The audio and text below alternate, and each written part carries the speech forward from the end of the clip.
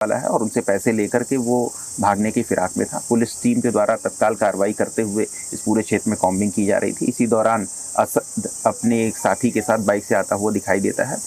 Police team के द्वारा उसे रोकने का प्रयास किया जाता है, चेतावनी दी जाती है, लेकिन वो पुलिस टीम पर फायरिंग करता है और जवाबी फायरिंग में पुलिस टीम के द्वारा भी आत्मरक्षा फायरिंग की जाती है, जिसमें असद को गोली लगती है।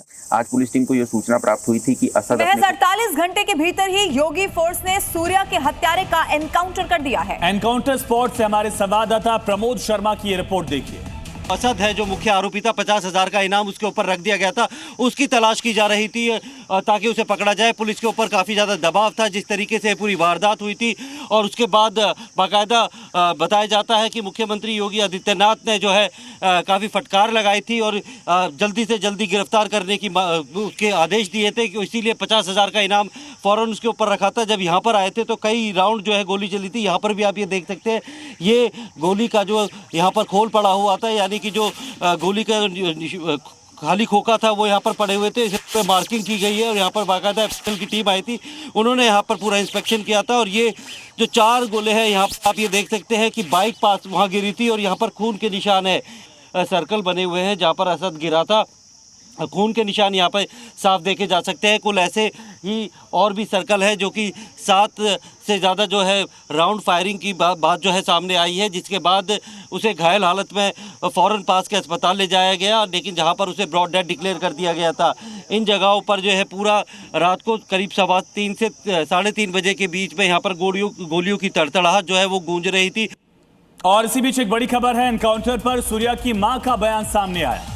असद की तस्वीर देखने के बाद तसल्ली मिलेगी, बाकी आरोपियों का भी एनकाउंटर हो, ये मां का कहना है। सबके घरों पर बुलडोजर चले, ये सूर्या चौहान की मां की तरफ से मांग की गई है कि असद का तो हिसाब बराबर हुआ, लेकिन बाकी आरोपियों का भी यही अंजाम होना चाहिए, बुलडोजर चलना चाहिए। ये सूर्या की मां रोते रोते बिलखते हुए मांग कर रही है। देखिए, जैसे ये खबर मिली, परिवार वालों का रो रो कर बहुत बुरा हाल हो चुका है।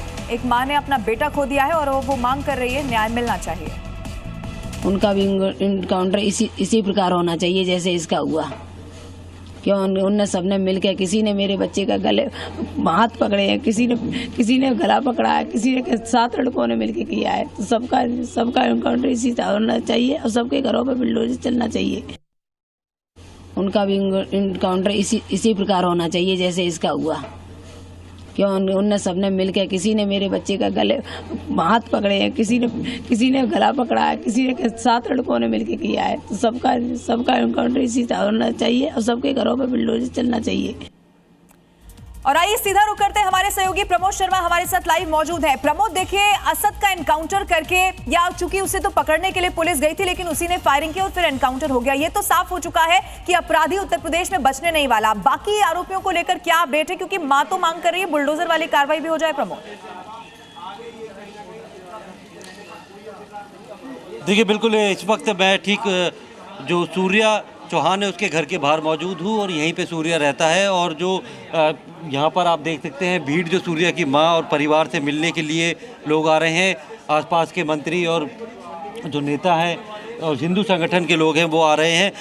हर कोई अब इस बात से खुश है कि असद का इनकाउंटर कर दिया है। उसकी माँ से अभी थोड़ी देर पहले हमारी बात हुई तो उनका कहना था कि उन्हें योगी और मोदी जी पर पूरा भरोसा था और यूपी पुलिस के ऊपर भरोसा था कि जिस तरीके से ये फायरिंग की मतलब हत्या की गई थी और उसका बदला जो है एक तरह से एनकाउंटर करके पुलिस ने ले लिया है और यही मांग उनकी थी। हम ये एक बार बात करने की कोशिश करेंगे। यहाँ पर देखिए, आप ये देख सकते हैं काफ़ी सारे जो लोग हैं वो आ रखे हैं और सबको इस बात की खुशी है कि 48 घंटे में ही किस तरीके से जो हिसाब किया है, असद का हिसाब किया है। यहाँ बात करेंगे, ये बताइए, 48 घंटे में हिसाब हो गया है, आपको लगता है इंसाफ? बिल्कुल इंसाफ हुआ है, और लेकिन अभी थोड़ा सा कार्रवाई की और आवश्यकता है। जो लोग बाकी रह गए हैं उनके ऊपर सख्त से सख्त कार्रवाई होनी चाहिए। अगर सख्त कार्रवाई नहीं होगी तो कहीं ना कहीं और असद पैदा होंगे। आप इस बात को नोट करो कि सलीम वास्तविक पर हमला करने वाले भी लोग इसी गली में रहते थे और असद पर हमला करने असद भी इसी गली में रहता है। तो कहीं ना कहीं ये ट्रेनिंग का हिस्सा है, कहीं ना कहीं ये लोग ट्रेंड है और ये कहीं ना कहीं समाज का सुकून छीनना चाहते हैं, हिंदुओं में भय व्याप्त। आप कार्रवाई से खुश है या फिर अभी और कुछ इंसाफ की मांग है? नहीं, हमें बुलडोजर कार्रवाई चाहिए और जो 6 रह गए हैं उनका इनकाउंटर चाहिए। और क्या नाम, मोदी योगी और पुलिस डिपार्टमेंट से मैं धन्यवाद करना चाहती हूँ। योगी, मोदी और पुलिस डिपार्टमेंट का धन्यवाद कर रही है कि जिस तरीके से ये एनकाउंटर किया है असद का। हालांकि अभी भी मांग है कि बुलडोज़र कार्रवाई होनी चाहिए और जितने बाकी के लोग हैं उनका भी इनकाउंटर होना चाहिए। हालांकि पुलिस ने 3 लोगों को गिरफ्तार किया हुआ है और एक की तलाश की जा रही है जो कि इनकाउंटर के दौरान असद के साथ मौजूद था और अंधेरे का फायदा उठाकर वो भाग गया था। ठीक है प्रमोद, आप बने रहिए और अपडेट आपसे लेंगे। सुना आपने सूर्या की मां की तरफ से जी न्यूज से बात करके।